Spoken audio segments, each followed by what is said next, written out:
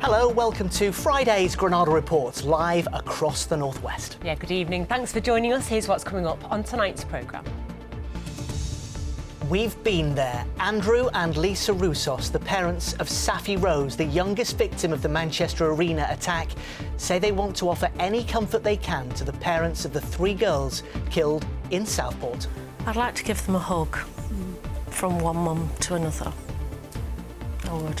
We know what they're going through, and that's important. Safi's parents have been talking about the book they've written in their daughter's memory. Also tonight, the unmistakable Liverpool waterfront. But if you want to stay in one of the city's hotels, it's going to cost a little bit more. All eyes on Anfield as Arne Slot prepares to lift a debut Premier League title, while Pep's got his eyes on Wembley.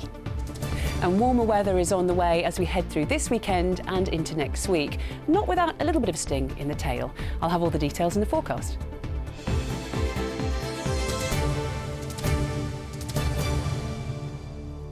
But first tonight, and trial dates have been set for the former Mayor of Liverpool, Joe Anderson, and former militant politician Derek Hatton, who are charged with alleged corruption involving building contracts awarded by Liverpool City Council.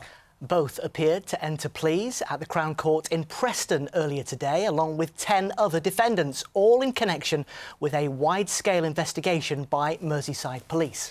Well, our reporter Tim Scott is at the Crown Court for us now. Tim. Yes, well, there are 10 men and 2 women charged in connection with this case. As you've said, they include the ex-mayor of Liverpool, Joe Anderson. The 67-year-old is charged with bribery and misconduct charges in connection with Merseyside Police's Operation Aloft, which was an investigation into the awarding of business contracts by Liverpool Council between 2010 and 2020. Mr Anderson didn't enter a plea today at Preston Crown Court. He'll do so at a later date. Derek Hatton, the ex-deputy leader of Liverpool Council, is charged with bribery and counselling or procuring misconduct in public office. His wife Sonia, seen arriving at court with him today, is also charged with misconduct in public office. Mr Hatton pleaded not guilty to the bribery charge and will enter a plea to the misconduct charge at a later date. His wife will also enter a plea at a later date. Today's hearing at Preston Crown Court saw dates set for upcoming trials. The defendants have been split into 3 groups and there will be 3 separate trials. Defendant Alex Croft, who's 30 and from Formby, will stand trial by himself on a bribery charge this upcoming July. The 11 other defendants will see their cases heard across 2 trials in February and October of next year, and there will be reporting restrictions in place until all 3 trials have concluded. All 12 defendants were bailed by Judge Robert Altman today until their next respective hearings. Katie, Mike. Tim, thank you. Next, the parents who say they've been in the same emotional place as the families of the 3 little girls killed in Southport. They're the mum and dad of 8-year-old Safi Rose Russos from Leyland in Lancashire, the youngest victim of the suicide bomb which claimed 22 lives at the Manchester Arena almost 8 years ago. Yeah, Andrew and Lisa, who was also seriously injured, have now left the northwest with their son Xander, but they still keep a bedroom for her at their new home in Dorset. They've just published a book about their experiences in which they say Safi's spirit inspires everything they do. They told our correspondent Victoria Grimes about how writing about her has also taken a massive weight off their shoulders. It was a relief to have the opportunity to explain who Safi is throughout the book. And we had a message of somebody, we were talking to somebody, weren't we, last week, and she says, I've read the book, incredible book, but it's like a love story to... Like a love letter to Safi. And that just... That's the reaction we want, isn't it? Yeah. We want Safi's character to come through in the book. Tell us about the Safi, your Safi, that you knew that we didn't. We've heard about her so much, but we didn't know her the way that you did. Oh, she was full of energy, constantly on the go, never sat still, did she? Cheeky. Cheeky, funny. She loved to make people laugh. She wanted to be involved in everything you were doing, whether it was washing the pots or going shopping. She was just an absolute joy. And she's know? still very much a part of your family. I mean, that's so apparent. And we live our lives yeah. with Safi there. She's not gone. She's with us.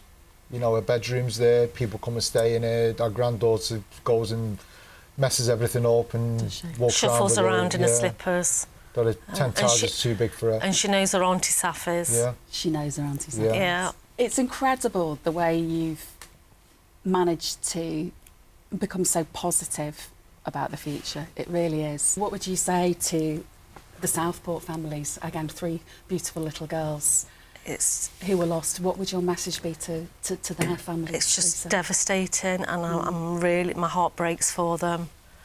But there is hope. There really is, and just hang on in there. I'd like to give them a hug from one mum to another. We know what they're going through. Yeah. And that's important. That is important. And in the book, the thing that struck me is how incredibly open and honest you are. You were in a coma in hospital, and you really speak with such frankness about that time and how it was. What do you remember? I remember thinking when Andrew told me about Safi, I just couldn't deal with it. So I thought to myself, I need to put that away because I can't deal with that because of how badly injured I was. I felt that I had to get physically well or better before I could even try to begin to understand what's happened. Andrew, you talk in the book as well about meeting Ariana Grande with Xander afterwards. What happened then? I just wanted to reach out and hold her hand and say, you know, how much you meant to Safi and what you did as a, you know, coming to Manchester to sing. This is not your fault. What did she say when you told her that? Thank you. Just hugging each other, you know, trying to make sense of it all. But at the same time, she needed to know that this was not her fault. You had a book launch event last night. How did that go? Tell us about that and why you wanted to have it here in Manchester. I mean, Manchester's always going to have a special place in our hearts. You know, it's the whole city Came today. together and yeah. You know, they will never ever forget that night. They got us through those first few years, didn't they, easy. for sure. Yeah. We know and we feel that Manchester will never forget the 22. And is that why you wanted to write the book, so that Safi's never forgotten as well? Never forgotten. It's like we just launched last year the Safi Smile Award, and we're looking for children from 16 and younger that have gone above and beyond. And it's reading their stories, their inspirational side of what they've done, and award them with the Safi Award. She would absolutely beam. It's just such a lovely thing to do, to be able to do. Yeah. Yeah. You know, and we know how much she would want that, you know, rather than keep going back to that night and talking about that night and the injuries and where was you, and, you know, there's much more than that. Thank you for coming in today. Thank you. Thanks for having us. And it's lovely to see Andrew and Lisa back in the Northwest. The book is called Safi and is available now. To more of the day's news. And an historic theatre in Ulverston in Cumbria has been saved thanks to £500,000 worth of funding. The Roxy Cinema first opened in 1937 and is now home to the Laurel and Hardy Museum, just a 5-minute walk from where Stan Laurel was born. The money will help restore the building. People have been coming to the building for the cinema and the museum for generations, and it's something that we want to continue for generations to come. And by making the building sustainable and safeguarding it for those businesses within there, we felt that it was an important thing that we needed to do.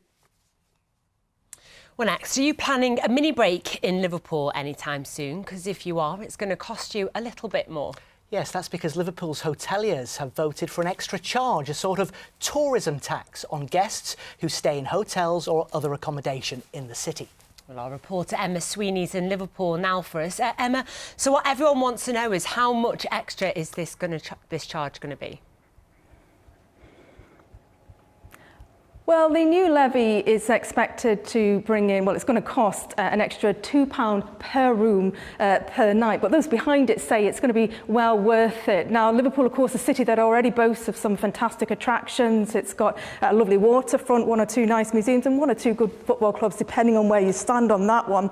But those tourists will now be able to enjoy all of that and then some. And that's because this new money is expected to bring in an extra £9 million over the next 2 years, and that money will then go back into the visitor economy. Let's bring in Bill from Bid Liverpool behind this levy. Bill, we're stood in the Hilton tonight. In a couple of months' time, people at this hotel will have to pay that extra levy. But what is it going to bring to this city that it doesn't already have? So you've already mentioned the great attractions we have in our city.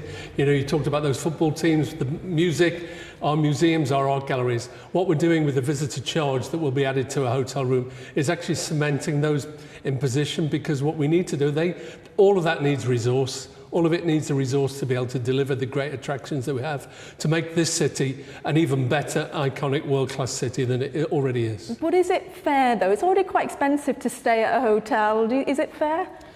It's a question of balance, isn't it? We know, is it fair? It's an additional cost, and I know more than anyone about the impact that the recent increases have had on business, but I believe it is fair, because what it will enable us to do is to really ramp up the attractiveness of our city. And we know that if you go into Europe, if you go into America, you get something similar, in fact more expensive than this. If you go into Europe, you get that additional charges. And just looking at the figures, 26 hoteliers voted in favour of this, 18 were against, almost half didn't vote at all. It's not exactly a resounding yes, is it? Well, I would say 53% turnout is a very good turnout. It's far better than some of our political elections have recently, and we had a 60% yes vote. So but it is a good response. We're pleased with that. You know, the hard work begins now, because we now work with all the hoteliers. We have that in place and are able to move forward. Brilliant, Bill. Thank you so much for talking to us this evening. Well, it's going to come into force here on the 1st of June. Those behind it say that they've already got some great, exciting plans for how that money will be spent. So it's a case of watch this space. For now, though, I'll hand back to the studio. Watch this space indeed, Emma. Thank you. OK, time now for a look at what's to come next on the ITV Evening News. Here's Lucrezia. Coming up on the ITV Evening News, Marks & Spencer pauses all online orders, affecting tens of thousands of customers as one of the country's biggest retailers is hit by a cyber attack. Final preparations for the funeral of Pope Francis as thousands of mourners and dignitaries head to the Vatican. And veterans mark 80 years since the end of the Big Ben blackouts, which saw the iconic clock go dark during World War II. Join me for those stories and more at 6:30. OK, time for some sport now. And if you're a Liverpool fan, it's fair to say you've an exciting weekend ahead. Yeah, on Sunday afternoon, the Reds will be crowned Premier League champions as long as they avoid defeat at home to Tottenham. It will mark the Reds' first league title win in 5 years, which happened during the COVID pandemic, and so they're first in front of a crowd since 1990. David Chisnall looks ahead to a massive weekend. The champagne is on ice for what could be a season-defining weekend for Liverpool. A win or draw against Tottenham at Anfield on Sunday, and the corks will be popping with the Premier League title theirs. The expectations are that this club has to win trophies. We know that there's still a job to be done. Hopefully our fans know as well when they come to the stadium that they support us in the best possible way they can, which they've done the whole season. Well, winning the league in his first season in charge at Liverpool would be a huge achievement for Arne Slot. It would see him follow in the footsteps of Jurgen Klopp, the man he replaced a year ago, to win only Liverpool's second Premier League title since the league's creation 33 years ago. But of course, Liverpool is a club with a history stretching way beyond 1992, and another title would see them match Manchester United's English record of 20. For the pubs, bars and hotels around Anfield, preparations are in full swing, with fans coming from across the world to be part of history. It's going to be mad. We're going to have hundreds, thousands around the ground, hundreds in the pub, people coming from Norway, America, China, Ireland, everywhere. It's going to be amazing. It's going to be phenomenal. It's going to be, you're not even going to be able to move. You won't be able to get in and out the doors or not, and it'll be just chocker. You're in for a busy weekend then? Yeah, definitely. Are you bracing yourself? Yes. But it's all worth it because you're a Liverpool fan. Oh, God, yeah. Been a Liverpool fan all my life. So, yeah, it means a hell of a lot for us to win it. It was 5 years ago during COVID that Liverpool last won the Premier League title. There's criticism for the supporters who broke social distancing restrictions back then as they partied through the night. And you have to go back to 1990 for the last time Liverpool's fans were able to celebrate a league title win in person. What would it mean to see Liverpool crowned champions again? It means everything. Of course, we didn't have the opportunity when COVID was around, did we? So to actually be here now, we've won it, will be just unbelievable. Brilliant for Arne Slot, to be honest with you, it was unheard of, wasn't he, when he come to Liverpool, but he's done amazing, so. But it's Klopp's team as well, so he's just changed his tactics and he's got it right, so happy days. Planning big celebrations then? Massively, mate, yeah. Not going to work Monday, so yeah. Well, there's anticipation and expectation around Anfield ahead of what could be the ultimate celebration for this football club. Cheers! Come on, lads! We can do it! David Chisnell, ITV News, Liverpool. Yeah, the very best of luck to Liverpool on Sunday. They're going to do it, aren't they? Well, we'll have to see, won't we? But you're going, aren't you? I'm going, yeah. I will be filming at Anfield on Sunday, so if you win, come over and say hello. I might live to regret that, actually. If he's looking lonely with his camera, Yeah. go and say hi. But no, I'm sure they will do it. Well, it's a huge weekend too for Manchester City, who are off to Wembley. Yes, they take on Nottingham Forest on Sunday in the FA Cup semi-finals, and it's a game you can watch live here on ITV1 from 3:30. Yeah, City are aiming to make it 3 FA Cup finals in a row, in no small part thanks to their outstanding Portuguese midfielder Bernardo Silva, and he's been speaking to Chris Hall. Last year, he lit up Wembley and sent the Premier League champions into the FA Cup final. 12 months on, after a season plagued by injuries, threatened by Premier League charges, and with form in free fall, could the Cup be City's and Bernardo's silver lining? It's a very big game because it's the only competition that we can fight for this season. It will make us feel a little bit less bad. We're not happy, even if we qualify to the Champions League and we win the FA Cup. It wouldn't make it a good season. You've seen so many great times with this club, so many great seasons. What's it been like to be a Manchester City player this season? It's been frustrating for us. Obviously, you can lose the Premier League, but at least go fight for it. We didn't even fight for it, so we're not happy. I've been in this position in the past. Well, my first season at Man City with just the Community Shield and the Carabao Cup that we won. The next year we managed to turn things around, winning the Premier League and going to the final of the Champions League. So, yeah, we believe a lot in ourselves. The manager believes in Bernardo after the Portuguese playmaker steadied the City ship during a mid-season storm where they won just 11 of 31 matches. I don't forget Bernardo, what he has done for us. In November, December, January, February, March, like we didn't win one single game, and I was there every single time. And running 30 kilometers every way and playing different positions and running. And it was a moment that was empty. But Bernardo, in the important games, have an incredible, huge personality. He's a player for me, at another level. He is a role model for the emerging young talent who've carried City to the Cup semis and bring hope not just for Wembley, but for seasons to come. I'm training with them every day, so I know how good they are. Rebuilding, sometimes it's part of it, and it happened in the past when, for example, players like Vincent, like Yaya, like Fernandinho or David or Kun Agüero left, and it will have to happen with this next generation as well. Hopefully the young guys can keep performing at the same level that we did in the past. We have a lot still to give, I would say, that's my feeling. Maybe I'm wrong. Next season will tell. How integral to the success that Manchester City have had was Kevin De Bruyne, and how much of a loss when he goes?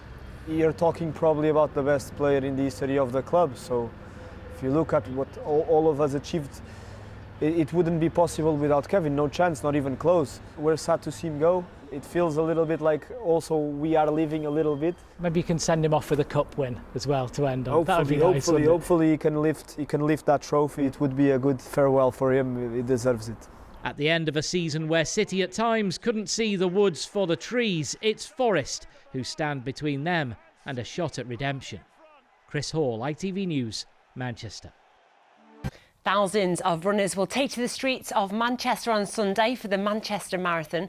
A record 36,000 people are expected to take part in what's the UK's second biggest marathon. People are being advised to plan any journeys as roads will be closed and public transport will be busy. And there's more on that on our website, itv.com/Granada. You did a marathon once, didn't you? Many years ago, I finished 5th from last and was overtaken by a guy with a fridge and a freezer on his A fridge back. and a freezer. Wow, to add insult to injury. You've done better than me. I've never attempted one. I needed better training. OK, now they say drama often holds up a mirror to life, and a new play at Manchester's 53-2 Theatre is set decades into the future. It shows the impact of global warming and isolation on a family's life, and it sounds bleak and scary, doesn't it? But we're told it is very funny. Now, fans of Coronation Street will know one of the stars of the play, Christine Mackie, who plays Dr. Susan Gaddis. She says it's a joy to be able to support new writing. Yeah, this is the world premiere of A Pineapple and the first time the theatre has a touring production. Elaine Wilcox has the story. Last one I remember was Dennis. What a stupid name for a storm. Set in a dystopian future, the play looks at the impact of global warming on everyday life. Theatre holds up a mirror, and this play is doing that. It is saying, look at how we live, look at what could be consequences of how we live. But it's not doing it in a preaching way, you know, you're not being told off. You're saying, look at these people, stand in their shoes. How would you feel? That's the whole kind of ethos of drama. Known to Coronation Street fans as the resident GP, Connie is a very different character. I think Gaddis would love this. Compared to this, she's always very well turned out. Very fond of her. Is it quite liberating, dressing down for the day? Yes, I mean, this is a joy, the dressing up box. I mean, I've been doing that since I was very little. Still doing it. Well, in the old world, people would ask permission the first time they entered a home, and then after that they wouldn't need to. Permission was granted. I suppose you would know that. Well, Nana told me about knocking. Yes, well, I would have knocked had I wanted to come into the house, but this is a garden. My garden. Charles is from a very different world. He is wealthy, he's privileged. To sort of sit in those clothes for a few weeks is quite interesting and a little bit weird at times. Has it gone to your head? I'd hate to be like that. That's horrible. The new play premieres at 53-2 Theatre, who champion new writing. There's a place for Arthur Miller, there's a place for Shakespeare, and those plays are amazing. But there's so many new voices out there. So it's our first tour, it's only a small tour, but it's a massive step on the ladder in the right direction. You've done an amazing job with these vegetables. Well, my dad sewed for the first few years and taught me when I was little. And no, we didn't manage to keep everything going. Its writer wanted to explore how we survive in isolation. It's haunting and hilarious. And it's the story of a tiny family of a daughter and her grandmother who live in one of these pods, which exists without the memories of the way the world was before. The play's actually got a lot of humour in it, and it looks for the optimism. Nia is a really optimistic character. And why a pineapple? To know why it's called a pineapple, you have to come and see it. Elaine Wilcox, ITV News, 53-2, Manchester. Well, that's not fair, is it? We want to know now. Time for the weekend weather now. Here's Joe. Why do I need a shower? I've been out in the rain. The faster you go, the sooner you'll be out. You'll save water too. United Utilities sponsors ITV Granada weather. Thank you. A very good evening to you. Welcome to the weekend. It'll be warming up steadily from Sunday and into next week. Well above average temperatures for the time of year. Showery conditions, a bit of rain in the forecast initially, but after Sunday it's looking dry and settled, warming up with a bit of sunshine to come through next week. That warm air is feeding up from southern France and from Spain and across the UK, mid-20s up until around Thursday. A very warm few days ahead with high pressure in charge. Back to this evening's details. Starting dry and clear, but cloud will thicken up from the west and out towards Irish Sea coast, the Isle of Man. Patchy rain and drizzle through the early hours of tomorrow morning, gradually migrating eastwards across the Irish Sea before dawn. A pretty mild night, it has to be said, 9 or 10 degrees with the low cloud and mistiness developing here in the northwest before Saturday morning. The sun is up tomorrow at 5:47. It sets at 8:32 tomorrow evening. Perhaps a little bit of a grey start with patchy rain and drizzle for western fringes through the day. Tomorrow there will be a few glimmers of brightness, but more cloud perhaps than we saw this morning. That showery rain disintegrates, but there could be one or two other showers just cropping up for the Lake District and the Pennines on and off through the afternoon. A little cooler than today, 14 or 15 Celsius. Low cloud and mistiness reforms tomorrow night, but Sunday is looking dry here in the northwest of England. And perhaps if you're running the Manchester Marathon on Sunday, it'll feel quite warm for running. 17, perhaps 18 Celsius in a few spots in the northwest on Sunday afternoon. It is looking dry and into next week increasingly warm for all of us. Have a cracking weekend. See you soon. United Utilities sponsors ITV Granada weather. Thanks, Jo. Can't wait for that warmer weather. That's it from Granada Reports for another week. We're back with the late news just after 11 o'clock tonight. And if you're a Liverpool fan, the best of luck on Sunday. Have a great day. And if it goes your way, we will, of course, have a special Granada Reports for you on Monday evening. Yeah, and good luck to everyone taking part in the Manchester Marathon this weekend. Thanks so much for watching. Bye-bye. Bye-bye.